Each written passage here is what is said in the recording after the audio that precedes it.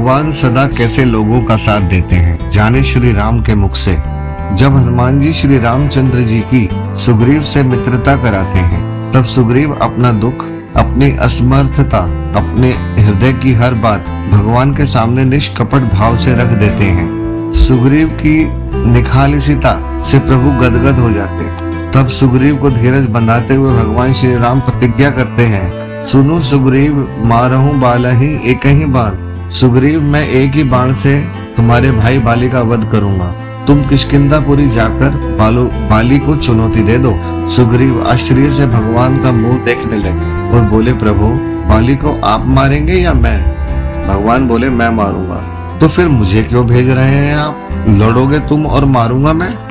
भगवान का संकेत है कि पुरुषार्थ तो जीव को करना है, परंतु उसका फल देना ईश्वर के हाथ में। लक्ष्मण जी ने भगवान श्री राम से पूछा, प्रभु, सुग्रीव की सारी कथा सुनकर तो यही लगता है कि भागना ही उसका चरित्र है। आपने क्या सोचकर उससे मित्रता की है?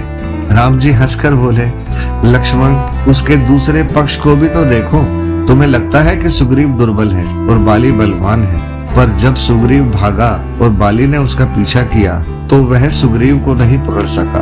भागने की ऐसी कला कि अभिमान रूपी बाली हमें बंदी ना बना सके, और सुग्रीव पता लगाने की कला में भी कितना निपुण और विलक्षण है।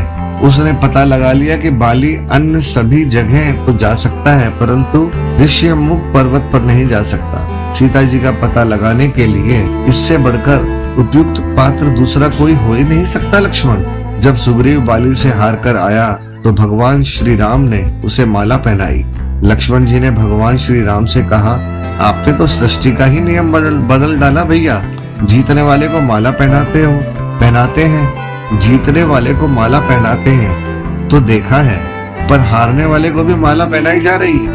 प्रभु मुस्कुराकर बोले, संसार में तो जीतने वाले को ही सम्मान दिया जाता है, परंतु मेरे यहाँ जो हार जाता है उसे ही मैं माला पहनाता हूँ। भगवान श्री राम का अभिप्राय यह है कि सुग्रीव को अपनी असमर्थताओं का भली भांति बोध है।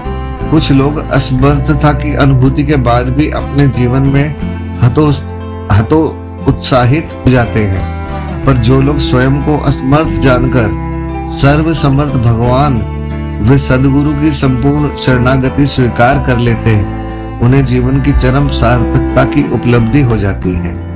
लक्ष्मण जी पूछते हैं, महाराज, नवधा भक्ति में से कौन कौन सी भक्ति आपको सुग्रीव में दिखाई दे रही है? प्रभु ने दिखाई दे रही है, और नौवीं भी प्रथम भांति संत है कर पूछते हैं, महाराज जी, जैसे संत इन्हें प्राप्त है, कौन कौन सी सरल आप सब सुग्रीव में दिखाई दे रही है? अंतःकरण में सरलता और निश्चलता भी है। अपनी आत्मकथा सुनाते समय सुग्रीव ने अपने भागने का, अपनी पराजय को, अपनी दुर्बलता को कहीं भी छिपाने की चेष्टा नहीं की है। लक्ष्मण, सुग्रीव के चरित्र का एक अन्य श्रेष्ठ पक्ष ये है कि ऋष्यमुख पर्वत पर निवास करना। वहाँ ऋषि लोग मूक मौन होकर निवास करते थे। ऋष्यमुख पर्वत पर बाली नहीं जा सकता था। सुग्रीव जब उस पर्वत से नीचे उतर आता है तो उसे बाली का डर बना रहता था। यहाँ पर संकेत है कि जब हम महापुरुषों की सत्संगत रूपी ऋष्यमुख पर्वत पर बैठते हैं, सत्संग से प्राप्त ज्ञान का आदर करते हैं, तब तक सब ठीक रहता है, परंतु जो ही सत्संग के उच्च विचारों से मन नीचे आता है तो फिर से अभिमान रूपी बाली का भय बना रहता है। हनुमान जी ने बाली का नहीं, सुग्रीव का साथ दिया। हनुमान जी शंकर जी के अंशा अवतार हैं और भगवान शंकर मूर्तमान विश्वास है। इसका अभिप्राय यह है कि जीवन में चला जाए पर विश्वास न जाए। जिसने विश्वास खो दिया उसने समझ लो निष्ठा खो दी, उसने सब कुछ खो दिया। सब खोने के बाद भी जिसने भगवान और सद्गुरु के प्रति विश्वास को साथ ले लिया, उसको सब कुछ संजोया हुआ है। उसके लिए उसका सब कुछ संजोया हुआ है। जय श्री राम।